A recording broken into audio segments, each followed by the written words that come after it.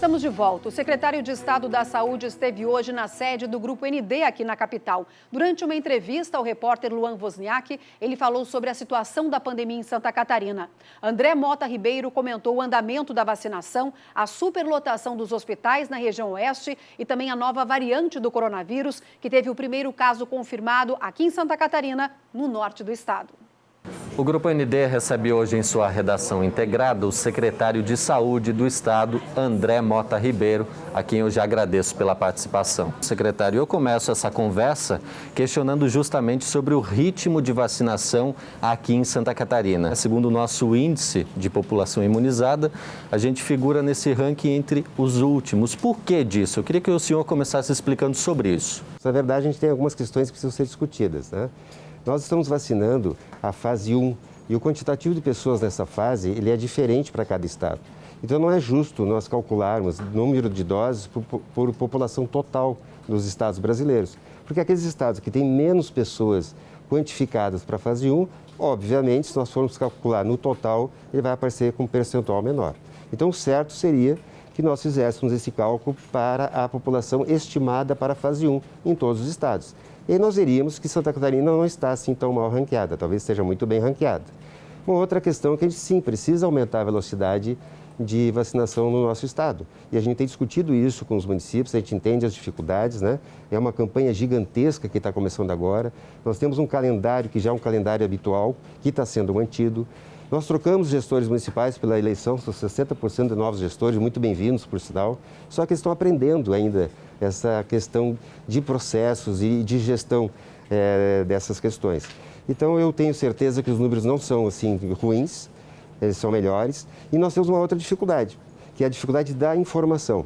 Nós temos, então, o Sistema Nacional, que é o SIPNI, que ele tem um delay. O país inteiro está acessando esse sistema de controle de doses.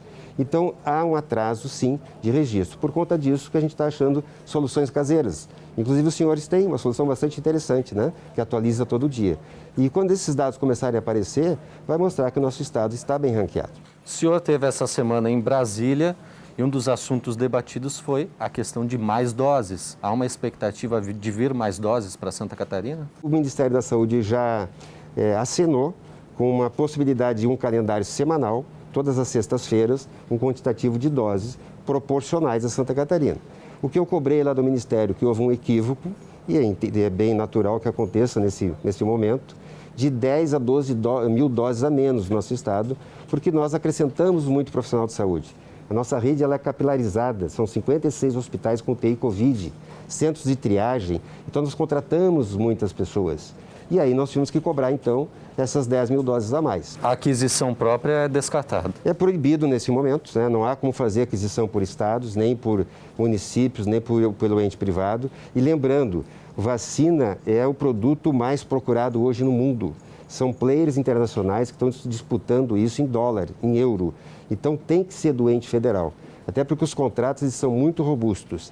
E quando a gente ordena pelo ente federal, por um programa que é internacionalmente reconhecido como eficaz, a gente tem a segurança de que vai distribuir igualitariamente. Porque seria muito mais cruel se tivéssemos um estado mais rico comprando mais, em detrimento de um estado mais pobre, comprando menos. Agora, sobre a questão da distribuição das doses, né? A gente já tem uma definição de grupos prioritários. Sim. Se discute talvez a ampliação desse grupo nesse momento? Os grupos estão muito claros, né? A gente precisa, eles foram discutidos durante meses, é uma discussão técnica, ela veio do Ministério da Saúde com vários atores. Então, são as pessoas mais expostas aos riscos e aquelas mais suscetíveis. E assim eles estão colocados, né? Na fase 1, 2, 3 e 4. Alguns ajustes devem ser feitos. O Ministério da Saúde, quando fez o Programa Nacional, ele não manifestou que os quilombolas teriam que estar na primeira fase. O nosso programa, que é um espelho do Ministério, organizou da forma inicial. Então, agora a gente precisa adequar essa população à fase 1, que está sendo feito pelo Estado de Santa Catarina. De resto, a gente tem que cumprir o que está regrado, que faz sentido. A população quilombola já deve ser incluída nos próximos dias? Já há uma previsão? Para a semana que vem, a gente deve ter alguma resposta. Nós temos uma dificuldade agora de quantitativo, né? Porque a gente só pode fazer distribuição para os que são oficialmente reconhecidos. O Ministério da Saúde tem um número e aí as associações aqui manifestam outro número. A gente precisa entender, né, como é que a gente pode, então, atender essa demanda. Secretário, aqui em Santa Catarina já foi detectada uma variante do coronavírus. De que forma a Secretaria está trabalhando frente a essa notícia, né? Preocupa? Foi uma pessoa que ela veio em voo comercial, contaminada, ela foi imediatamente reconhecida, isolada em hospital e os seus resíduos biológicos, seus fluidos foram encaminhados para análise, então. E aí foi identificado essa nova variante do vírus, né? É uma variante que a gente não entende muito ainda se ela é mais grave ou não, isso não está muito claro, mas parece que ela é mais contagiosa sim. E talvez até explique o que está acontecendo hoje no país, né? E a gente está preparado para isso, nós temos um sistema de controle, de rastreabilidade, de análise muito robusto aqui no Estado e nós estamos preparados para esse enfrentamento. Assim que, quando for identificado, então, um ponto, um surto diferente, nós temos que atuar nesse surto. Até sobre esse assunto, a Grande Florianópolis, por exemplo, recebe muita gente de fora, do norte do Brasil. Há uma estratégia diferente, até pela investigação de casos, nesse sentido? É muito complicado, né? Porque as pessoas circulam e não tem jeito, né? O vírus ele acaba se espalhando e em algum momento ele vai se espalhar. O que a gente precisa é ter um entendimento da sociedade que nós estamos no meio de uma pandemia e dessa forma que nós temos que nos comportar. Então, as regras, que são as regras que todos nós conhecemos sendo cumpridas, já é um grande passo. Mas também a gente tem forma de triagem, de verificação das pessoas. No aeroporto, por exemplo, mede a temperatura, a gente consegue identificar se um potencial doente.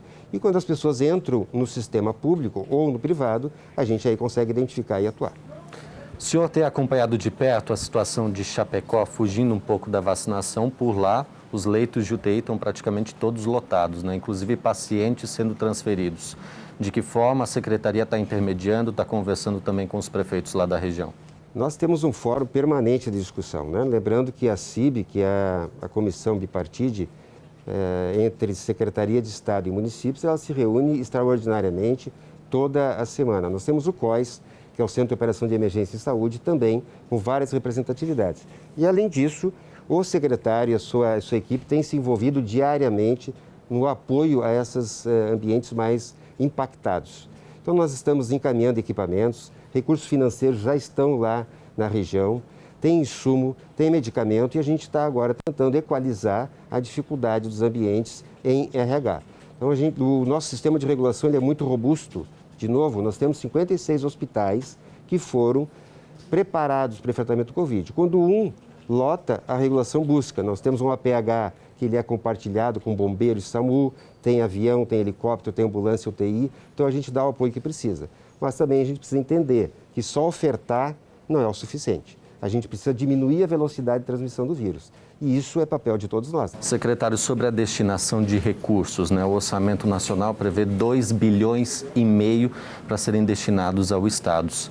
Esse recurso é suficiente? Isso já está sendo debatido entre os secretários, se isso é suficiente para custear essa conta da pandemia? O CONAS, que é o Conselho Nacional de Secretários de Saúde, tem alertado ao Ministério da Saúde. Nós precisamos manter toda a estrutura que foi ofertada lá no início, sob o risco de não termos depois como mobilizar isso rapidamente.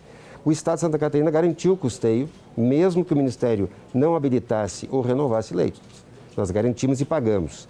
Nós temos que enfrentar toda a pandemia do coronavírus e mais ainda o que eu chamo da segunda pandemia, que é a da cirurgia eletiva. Nós temos muitas pessoas sofrendo na fila e elas precisam ser atendidas. E para isso a gente precisa de recursos. São 2 anos em um. 2 anos de cirurgia eletiva que nós teremos que fazer em 2021. Então, 2,5 bilhões não são suficientes. Nós estamos cobrando, sim, que o Ministério da Saúde acene com recursos para a gente poder ofertar serviços para a sociedade. Secretário, um outro questionamento ainda na área da saúde, mas talvez fugindo um pouquinho da pandemia, é o assunto do SAMU, né? A ameaça de greve dos funcionários em função do problema com essa empresa terceirizada de pagamentos, internet, softwares. De que forma que o governo está acompanhando isso, tentando intermediar essa situação toda? Tem algumas coisas que estão acontecendo que elas não são corretas. O Estado está acompanhando de perto isso e nós iremos resolver. O SAMU merece todo o nosso respeito, ele é um serviço do Estado de Santa Catarina, independente de quem esteja fazendo a gestão. E nós vamos trazer a normalidade para esse serviço muito em breve. É injusto que essa parcela das pessoas, dos nossos servidores, das equipes, estejam sendo impactadas de forma negativa como estão.